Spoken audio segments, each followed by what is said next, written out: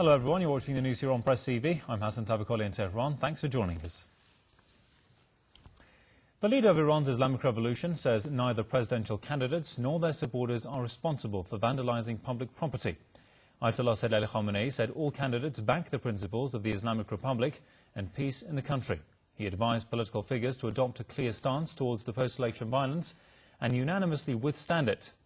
Ayatollah Khamenei urged people and rival politicians to avoid provocative moves. The leader said it's a religious duty for all people to defend the Islamic establishment. He said a recount of the vote will be conducted if investigations require so. Ayatollah Khamenei made the remarks in a meeting with representatives of presidential candidates.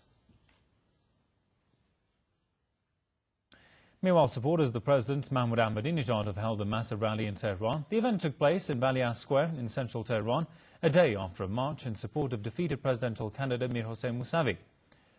Ahmadinejad supporters held banners condemning the West for backing the riots in the country. Former Parliament Speaker Ghulam Ali Handadadel, addressing the gathering, urged Mousavi to accept defeat. He said people should not be divided over the election result. The rally wrapped up with a statement condemning the recent violence.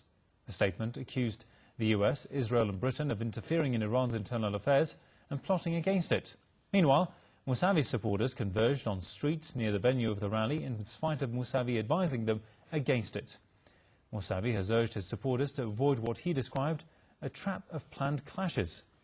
Mousavi's supporters walked north of Balias Street. Meanwhile, the Guardian Council, which is in charge of supervising Iran's elections, says it is ready to run a partial recount of the votes of the June 12 presidential elections. The council spokesman, Abbas Ali Khathodai, says the disputed votes will be counted again in the presence of the candidates' representatives if necessary. He assured the candidates who've filed complaints against the election results that the council will look into the issue. Khathodai said the outcome will be announced in 7 to 10 days.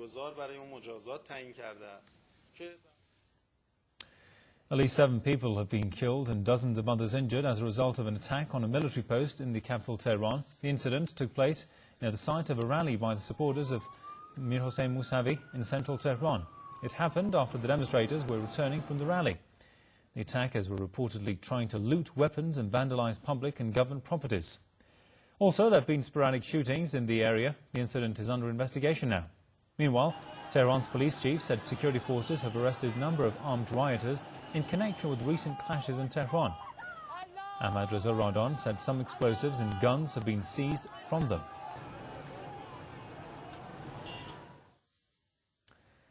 Iran's parliament has set up a special committee to probe Monday's street riots in Tehran. Parliament Speaker Ali Larijani has urged the committee to take immediate action to determine the cause of the incident. Larijani earlier demanded the Interior Ministry investigate the recent attacks on student dormitories and residential areas in Tehran.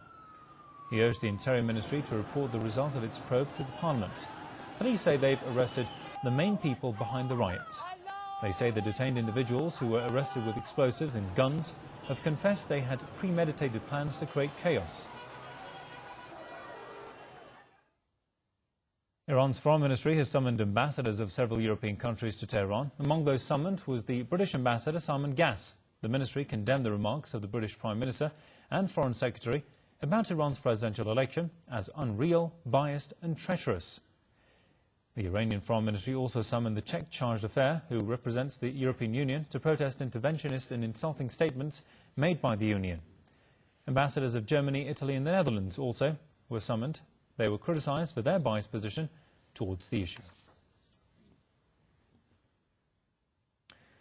Well, President Ahmadinejad has returned to Iran after attending a summit of the Shanghai Cooperation Organization in Moscow. Ahmadinejad was greeted by a number of senior government officials upon arrival in Tehran.